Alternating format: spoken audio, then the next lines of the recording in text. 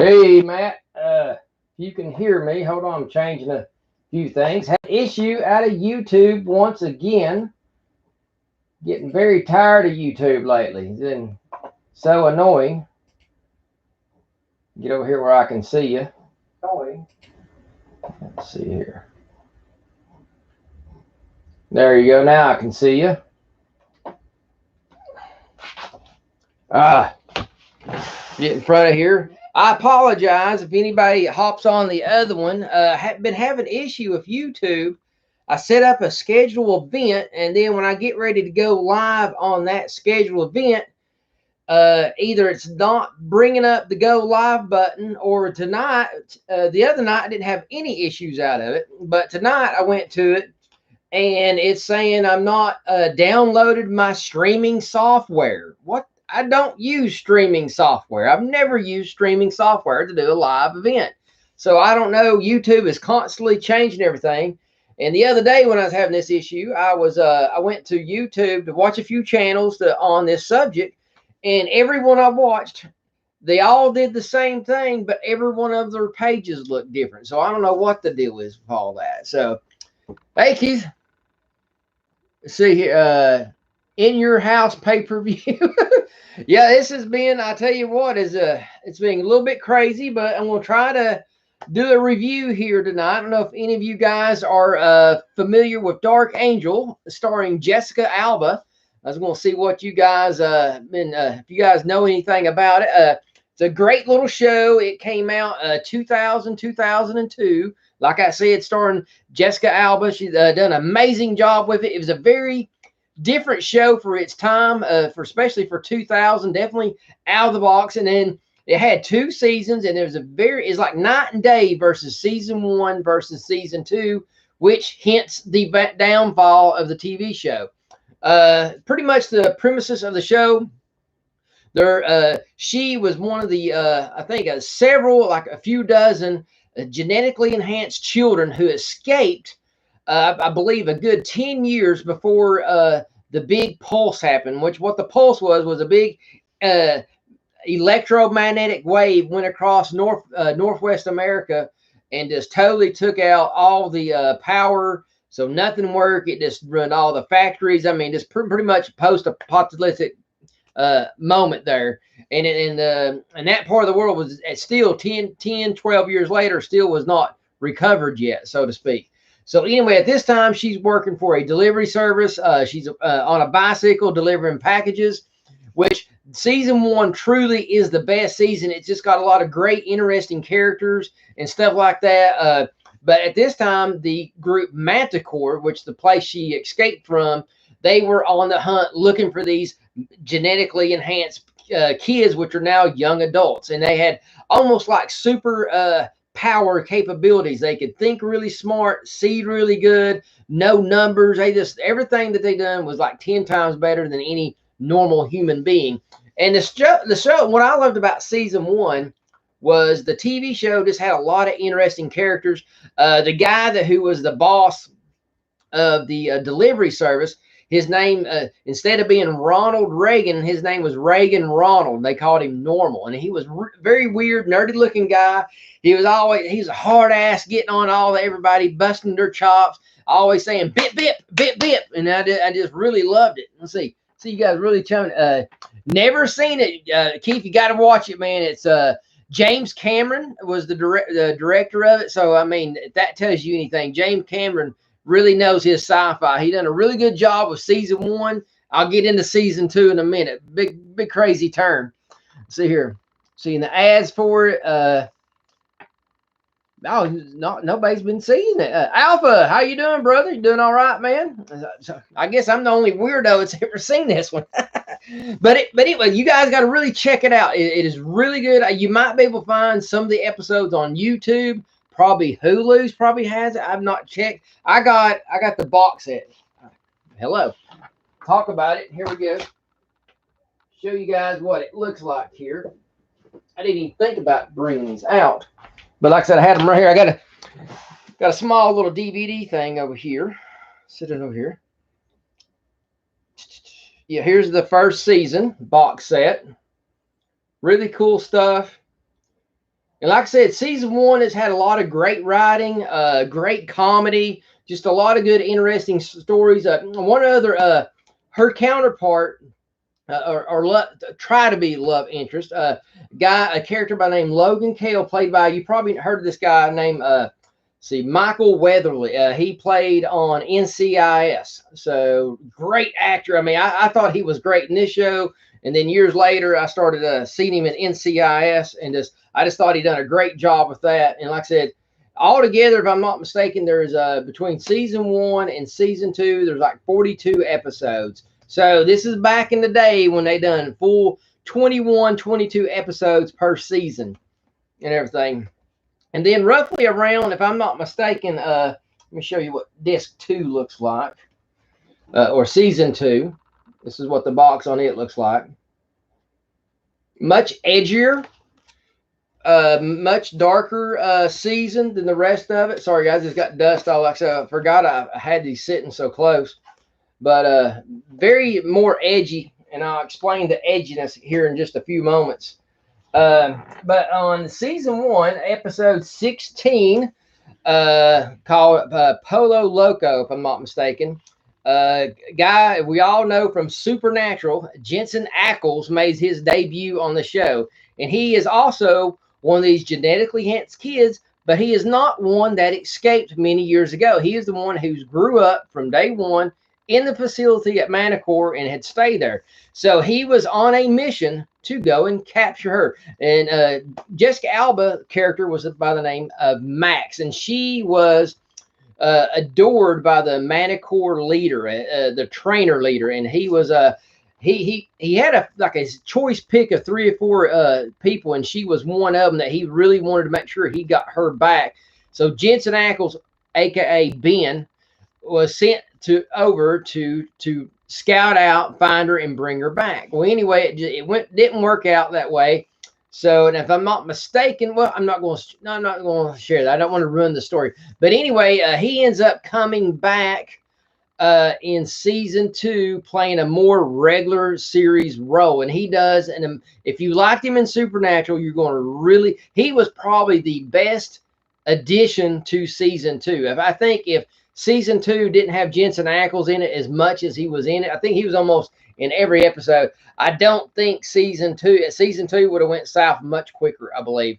And just kind of give you all, I gave you a synopsis there roughly about season 1. Season 2, like I said, made a big nasty twist. So it's kind of interesting. It all happened really in the finale episode of season 1, where Max and some of the other genetically enhanced kids went back to Manticore to get in a big fight. Anyway, to keep it simple, not putting spoilers here, pretty much the group had been also not just doing genetically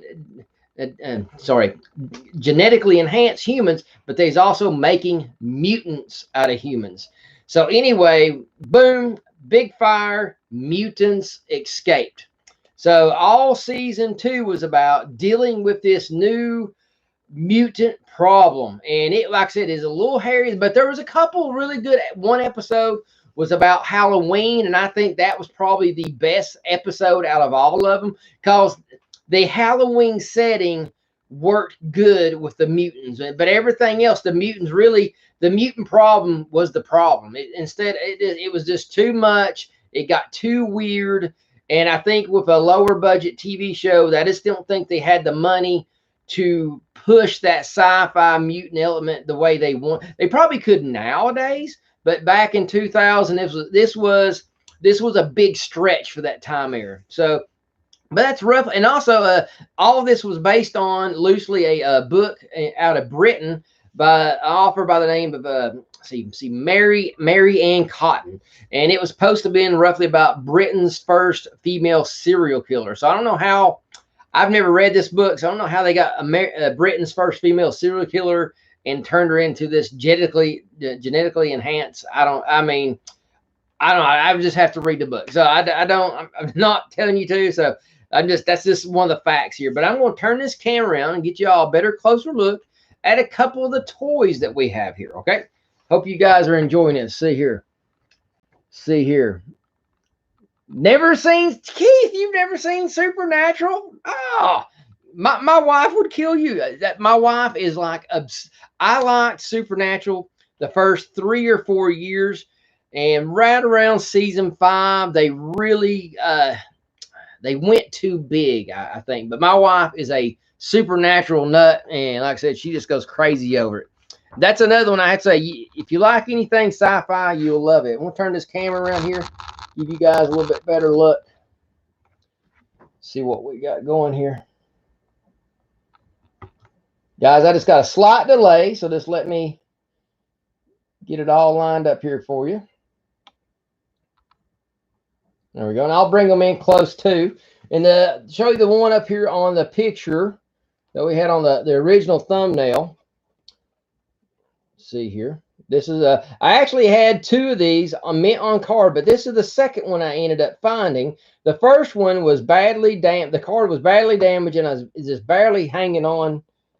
I'm doing the best with the light here, guys. I got a major delay, but the packaging's really cool. Show you the back of it. Be probably a little bit easier to show you. But when I get the figure up closer, you'll see what I'm talking about. There's this cool little deal here. This was a new technology at the time for what they were doing with the joint features, and I really love what they did here. And I'll show you here. This is a season 2 figure, and here's a season 1. And what they done was on the legs, they hid the joints with this thin molded rubber. So when she goes to move, you can't see the articulation moving around. And they done really good. This is actually a soft goods partial vest. And later on, this was putting rubber elbow pads onto the figures. So pre all of that. Just considering this was done back in the 2000, I mean, look at that face sculpt, guys. This was definitely ahead of its time. I'm going to try to get really good and close here. Let's see. I might have to get my hand behind it here. Make this thing focus. Here we go. Like I said, I got a slight lag here. Might have to back up just a hair. Trying to get this to focus, guys. I apologize. These cameras sometimes have a mind of their own. But anyway, best as you can tell here, the facial sculpt is amazing. And the hair is extremely soft. That soft foam, so to speak. But like I said, you cannot see the joints move. This is a very highly detailed figure, considering this was roughly 19 to 20 years ago. And then they done a slight upgrade with season 2's version. This one right here comes with, let's see if yeah, here we go. I'm going to show you this. Look at all these accessories she came out with. We got a tool kit, an extra set of hands, a backpack, and a really cool grappling hook.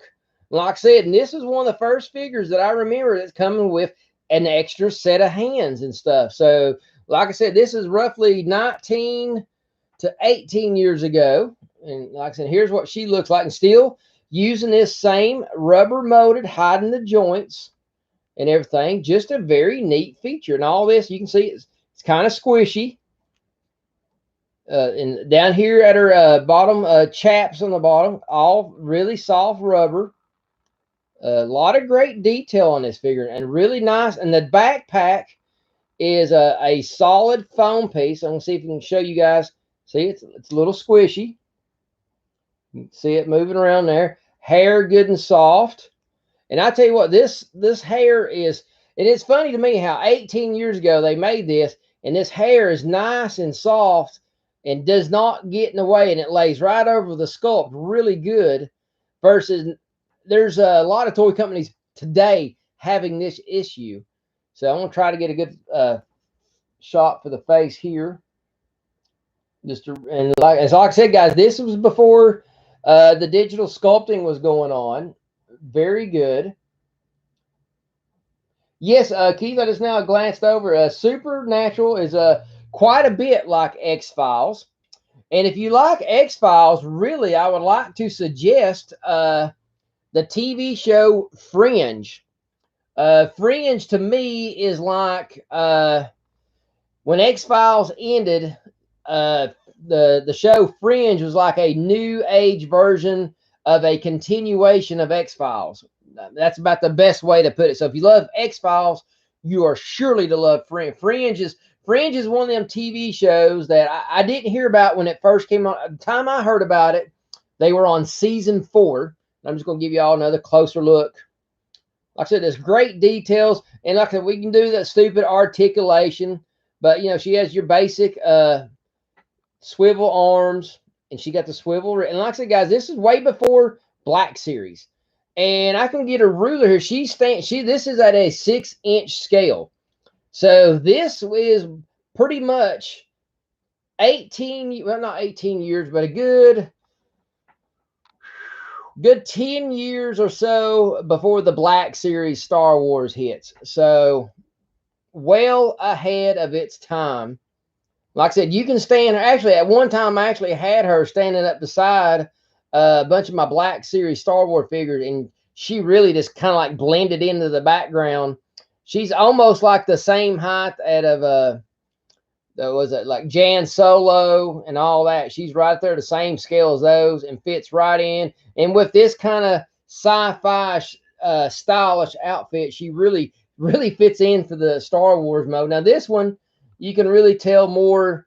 I kind of think that this version here has a more of an adventurous look, more of your Laura Croft kind of a feel. And she was a thief in the show, so she had so half of her persona was kind of like Catwoman and stuff like that. So she's always stealing things, and it just made for a lot of great comedy and stuff like that. Because like I said, the jobs that they had was not paying good, so she had to earn a living, so to speak, and stuff like that. So, and like I said, the packaging style, once again, I think it was quite a bit ahead of its time. Very detailed with these 3D elements, and it also, you can't see up here, but if I'm trying to turn around, there's another piece of clear mylar here with a silhouette print of her face. So actually, you can take this out and hang it up on a wall or frame that if you want. Really cool stuff. I mean, just amazing detail. Like I said, this figure was really a good decade ahead of its time, just from the packaging and the style of the figure, the construction of the figure. And if I'm not mistaken here, we can sit here and read the manufacturing of this figure. See, 2002 when this one came out. Like I said, I knew Art Asylum. So Art Asylum, guys.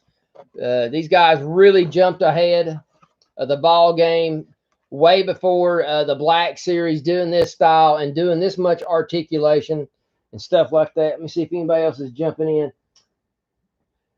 Yo, yes, Michael Schaefer, how you doing, brother? And I have to 100% agree with you. Walter was my favorite character above all. He ended up playing in Sleepy Hollow as well. I'm going to turn this camera back around, and we do a little Q&A here. If you guys got any questions or whatever, I'm going to try to get this camera set up here. Let's see. Let me do a slide adjustment. Like I said, I'm about 5 to 7 seconds behind you guys. There we go. Let's see here. Oh yeah, I love it. Like I said, I didn't get to watch. Like I said, my wife told me about Fringe, and like I said, I think it was already on season 4. So we ended up going to McKay's and buying like season 1 and 2 right off the bat.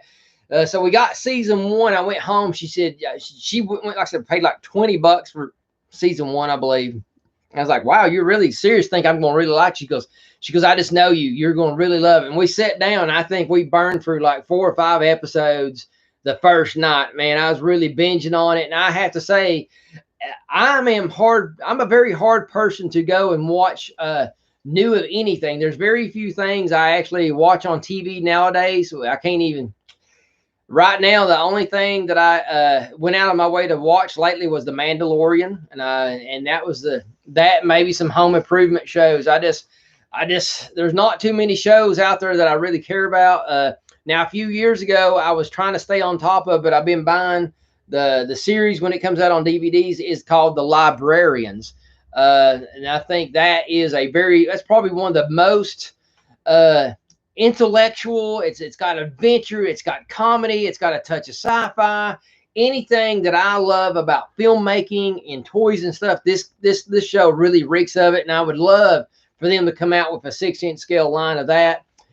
Pretty much, I kind of stopped watching things coming out on TV when I got burnt by the Firefly compromise, or whatever you want to call it, but the whole debacle, there's a good word for it, the whole Firefly debacle by Comcast. And it just I'm a huge Firefly fan, and I just love that show. And it is just so much, this irks my nerves that show was really headed into a really great, interesting direction, and who knows what all could have happened. And then still, I mean, I'm glad that they was able to come back with a movie and kind of put an ending to everything, but it was still kind of sad because it was a wrap up of something that I knew that could have went farther. And it is, I guess that was better than just leaving it on a cliffhanger and not, knowing anything.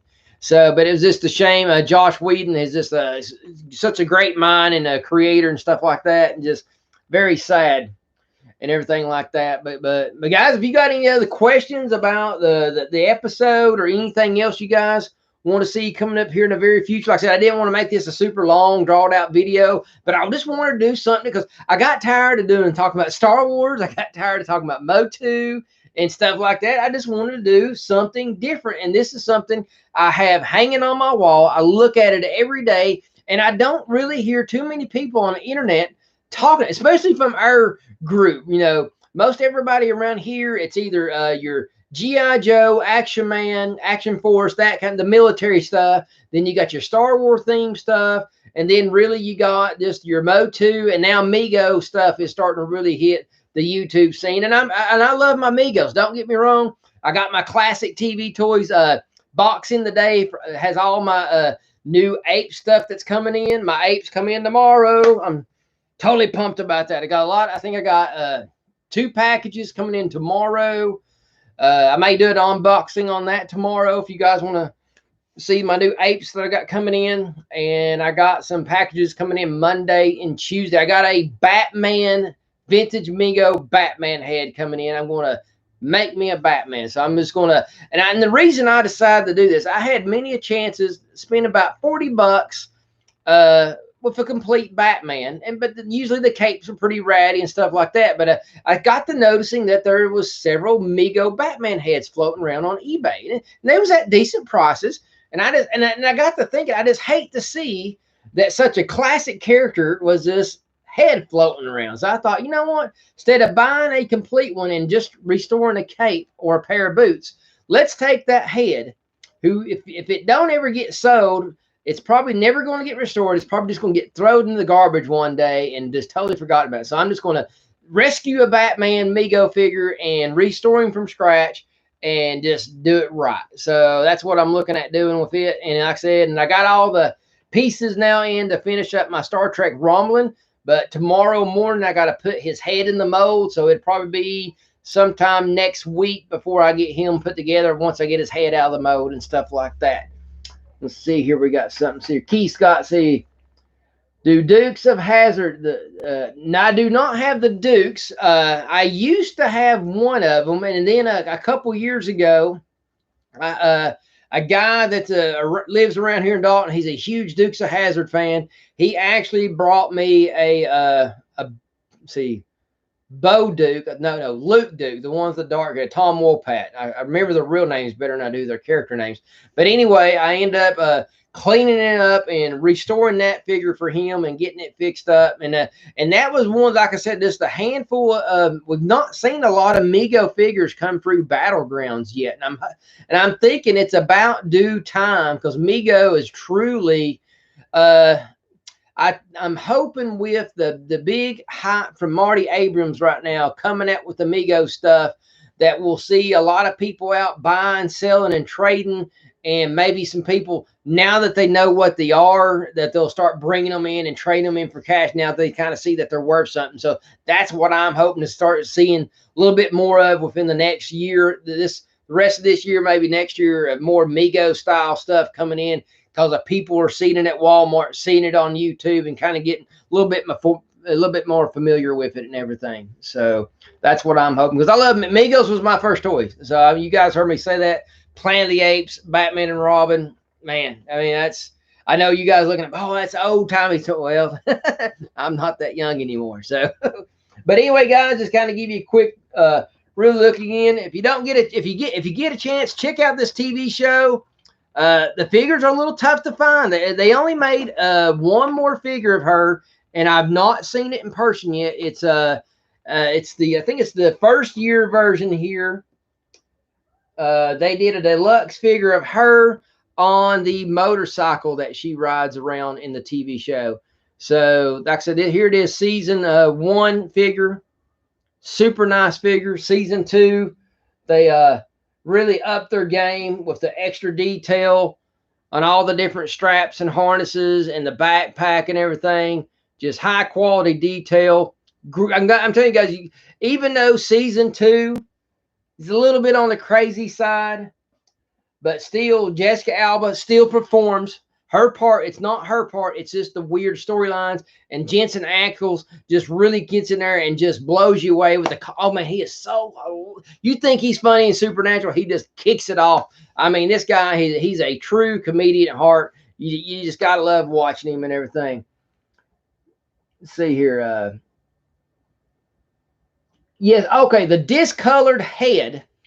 So, you got a Bo Duke with a discolored head. Okay, there is a remedy for that. If you're wanting to fix him, I can send you a link to the product. I think you can get it at Home Depot or Lowe's. It may take you an afternoon or a whole entire Saturday, but that's fixable, just so you know. And loose arms and legs, the best thing I can tell you on that, open that gut, chop it, restring it. And I don't have it on me, but it comes in Monday, I believe. I got some more elastic. I went to eBay and I bought 5 yards. That's right, 15 feet of black 2mm elastic, and it's only like $8. So guys, don't go to Walmart. You're not going to find it. Don't go to Hobby Lobby. You're not going to find it. Go to eBay. Type in 2mm elastic cord. Boom, it comes in white, it comes in black, and it really don't matter what color you get because it's all inside. And Keith, just restring the thing. If you need help, I can send you a diagram later. I got a perfect little picture thing on how you run the string. Easy peasy. So let's see. Yeah, Retro Bright is good also. This other stuff, I can't remember the name, but I got it saved on my computer. And you can go to type in Mego Museum, comma or slash head discoloration fix. And Mego Museum has like step-by-step pictures on how to use this product too. So, and I'm trying to think if Dave done this one or not. I think Dave did it too. So check Toy Ploy Mego head discoloration. I think he might have a video on it using this exact same product I'm thinking about. So, but anyway, it's great stuff. So, but guys, I'm gonna call it quits tonight. I got some family members hanging out tonight. I got an extra little child running about, and they're acting crazy. Oh my gosh, they acting crazy. You can imagine 2 4-year-olds running around, and I got a bucket full of toys coming in today. I got to work on and clean up. Yeah, they're going nuts. So, guys, appreciate y'all hanging out with me tonight. Check out Dark Angel, Jessica Alba. You won't be disappointed. Amazing show. Pretty cool toys. Not many of them, but they're cool.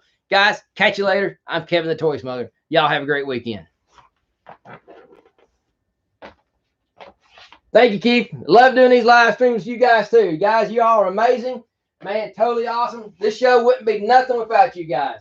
Y'all have a great weekend, man.